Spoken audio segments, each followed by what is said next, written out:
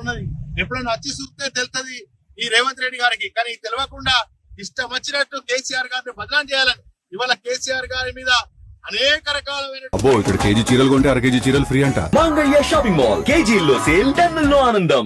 ఆరోపణలు చేసి అసత్యపు ఆరోపణలు చేసి ఆయన ఇవాళ అనేక నిందలు మోపే ఒక ప్రయత్నం ఇవాళ కేసీఆర్ గారి మీద ఎన్ని చేసిర్రో ఇవాళ ఆకాశం మీద ఉంచితే ఎట్లయితే ముఖం మీద పడుతుందో ఇవాళ రేవంత్ రెడ్డి గారి ముఖం మీద కూడా పడ్డట్టుగా ఇవాళ గోదావరి నీళ్లు తన్నుకొని మళ్ళా రైతాంగానికి వస్తున్నటువంటి సందర్భంలో నిజంగా చేతులెత్తి ఆనాడు మరి పెద్ద ప్రయత్నం చేసినటువంటి కేసీఆర్ గారికి ప్రత్యేక ధన్యవాదాలు చేస్తా ఉన్నాం.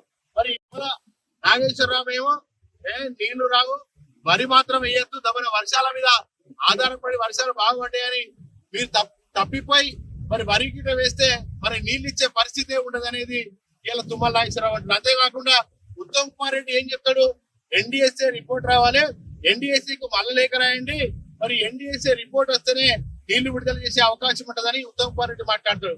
అంటే ముఖ్యమంత్రి అసలే నీళ్లు ఇయ్య అంటాడు, మరి వరి వేయద్దు అని చెప్పి అలా మరి తుమ్మల నాగేశ్వరరావు మంత్రి అంటాడు.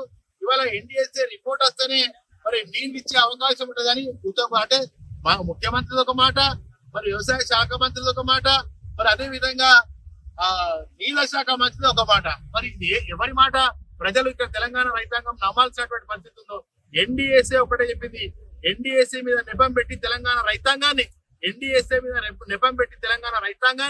ఇవాళ మోసం చేసే ప్రయత్నం కాంగ్రెస్ ప్రభుత్వం చేసింది.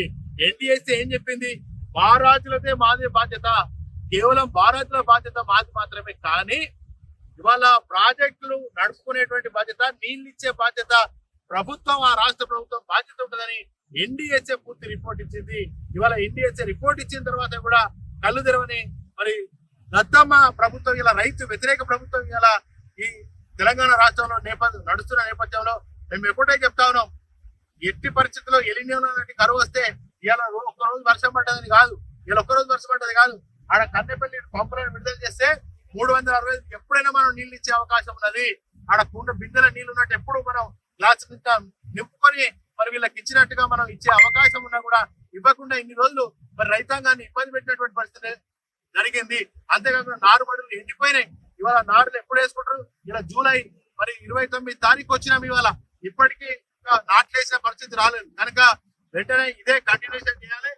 గాయత్రి పంపు ద్వారా మిడుమానే నింపాలి, రంగనాయక్ సాగర్, అన్నపూర్ణ, మరి అదే విధంగా మల్లన్న సాగర్, కొండపోచమ్మ వరకు దీని ద్వారా చెరువులు నింపేటువంటి పరిస్థితి ఉన్నది. ఓటీలు ఉన్నాయి కనుక ప్రతి చెరువు, ప్రతి రిజర్వాయర్ ను నింపాలని చెప్పి కాంగ్రెస్ ప్రభుత్వాన్ని డిమాండ్ చేస్తా ఉన్నది. చేయబట్టి కేసీఆర్ గారు గుడ్డ పెట్టాడు, తన నీరిడ్చి ఇప్పుడు ఇన్ని రోజులు మరి నీళ్ళు ఇవ్వన్నారుగా, మరి నీళ్ళు ఇప్పుడు ఏ ఎమ్మెల్యేని అడిగినా అక్కడ నీళ్లు లేదు నీకెక్కడికి వస్తాయి అన్నాడు, అక్కడ నీళ్లు లేదు నీకెక్కడికి వస్తాయి. పోషంపాడు సరిగా ఎండిపోయింది, గోదావరి ఎండిపోయింది, దానికి తాగడానికే లేవు అని ఇక్కడ ఎమ్మెల్యేలు మాట్లాడు. కాంగ్రెస్ ఎమ్మెల్యేలు ఊలిపోయిందని ఎట్లా వచ్చినాయి, వచ్చినాయి అన్నట్టే కదా. అక్కడ బిజీ కట్టాలి, బిజీ పైన ఇవ్వద్దు. ఈ వర్షపు నీళ్ళు కాదు, ఏం కాదు, కూలినే కూడా వచ్చే రైతులు దావదిండు. అనవసరంగా ఇదే ఇచ్చుడు కొద్ది ఒక నెల ముందు 20 రోజుల కింద ఇస్తే కొంతమంది రైతులు బతుకుతారు కదా. నువ్వు ఎందుకు దద్దమ్మ, నువ్వు గెలిచేందుకు